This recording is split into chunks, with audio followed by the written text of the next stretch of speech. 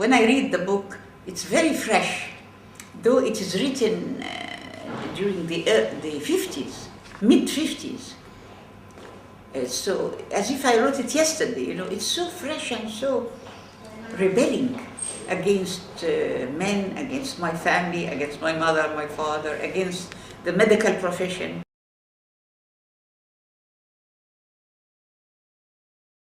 My daughter has much more freedom than me. She can live alone, she's not married, she writes. Now she decided to carry my name against all tradition in Egypt.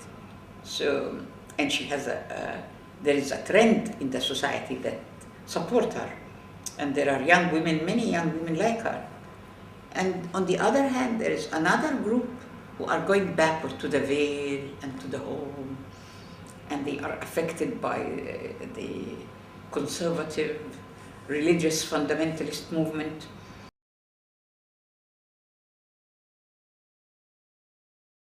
We are going backward because of the revival of neo-colonial powers and of capitalism and the globalization, you know, and the free market and the multinationals. And the majority of men and women are becoming more and more poor. There is increasing poverty all over the world because of this increasing capitalism and globalization. And this affects women and men, and encourage also backward religious Christian fundamentalism and Islamic fundamentalism and Jewish fundamentalism. People losing hope, you know, young unemployment. Young people in Egypt, like in Spain, like in Europe, they graduate and they have no work, no hope. So they go back to religion. They are used by religious groups too. And this is part of the terrorism.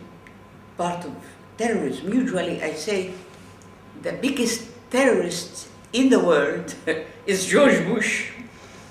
And here it was Aznar here in Spain, and Tony Blair and all those people who are fighting for money and for the petrol and all that. And they are really causing a lot of backward movement.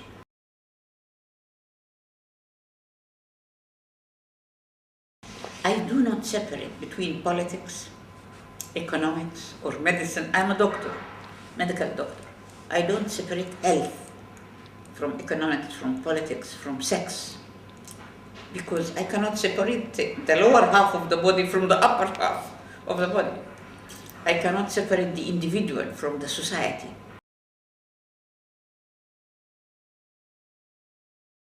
Because I felt that the system is so corrupt, so unjust. We are dominated economically by the US. So I felt I have to do something to change this system. And I felt that how can I change the government? How can I challenge the government? How can I challenge the head of the government, the head of the state? By running against them, you know, by running against. I was sure that I will never win. I was sure they will never allow me to enter even, and that's what they did. But I did it as a symbolic just as if this is symbolic. And it was a very good symbol, because it encouraged people. It encouraged other women to do it.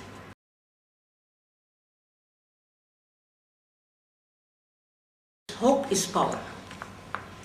You know, when I was in prison under Sadaawi, he was so powerful, and my colleagues in prison said, it's hopeless. We cannot do anything. He's going to kill us.